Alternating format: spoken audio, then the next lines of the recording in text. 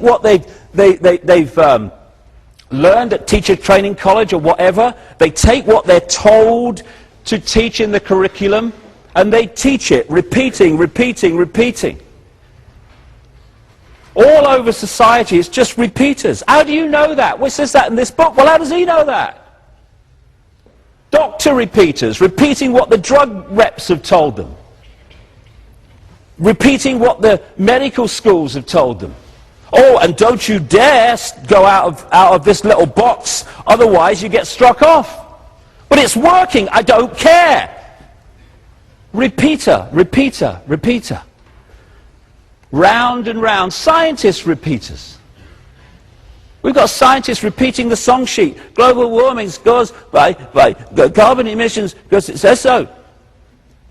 And then what they don't tell you is enormous and gathering numbers of cutting-edge scientists in their own disciplines are saying, it doesn't. It's the sun. Isn't that amazing? The sun has a connection with Earth temperature. Ooh.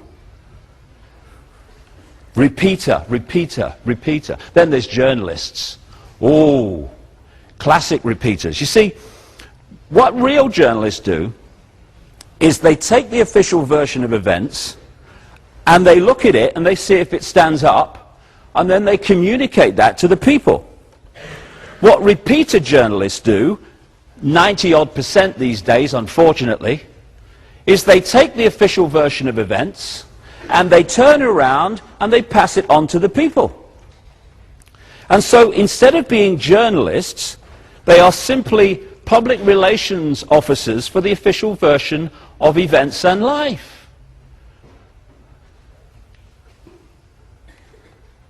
And then there's politician repeaters. While all this goes on, all this comes together, all this obsession and acceptance of the movie version of reality, day by day, the Orwellian state stamps its jackboot closer. H.L. Mencken again said, the most dangerous man to any government is the man who is able to think things out for himself.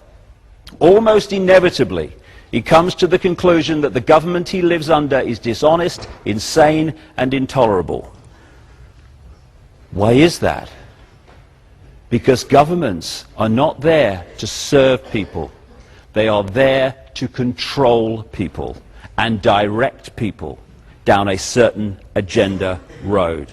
And once you appreciate that that's what the relationship is between government and people, control, what is happening today begins to make more and more sense when you connect the dots.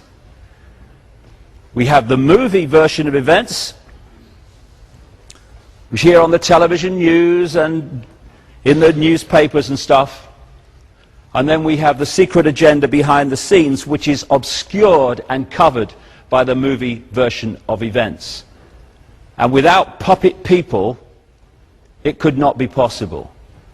Follow the white rabbit, believe what you're told to believe, think that war is peace, even if you can't spell, that you're a moron if you're against slaughtering the innocent. And as Orwell said, believe that war is peace, freedom is slavery, and ignorance is strength.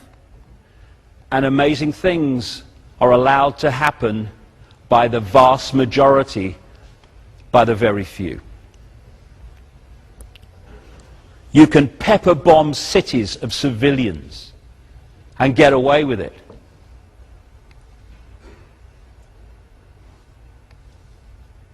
This is what they don't want you to see, what's really happening in these wars of freedom. That's what's really happening. What do they want you to see? Hey, here's a game show. Watch this. Shut up. Hey, honey, I think he's going for the car.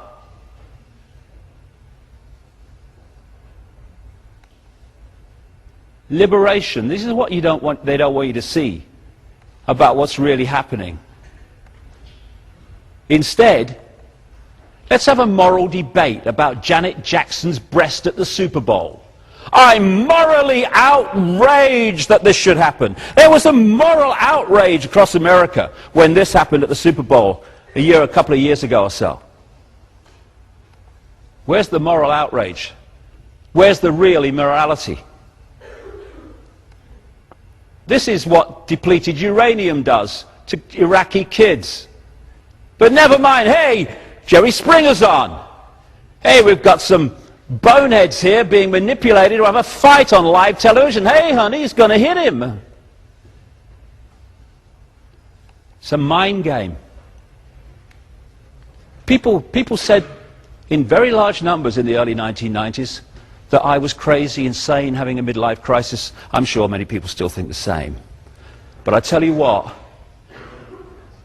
if I am seen as sane by a world this crazy, I'm disappointed.